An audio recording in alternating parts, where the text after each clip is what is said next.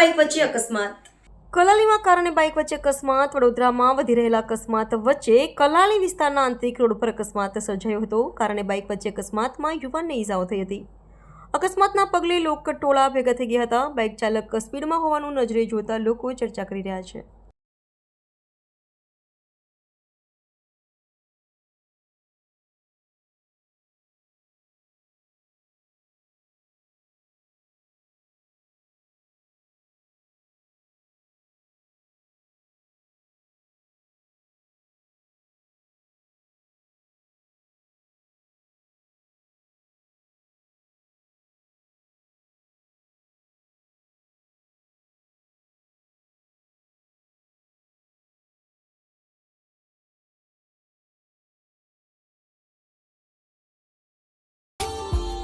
Subscribe now and press the bell icon.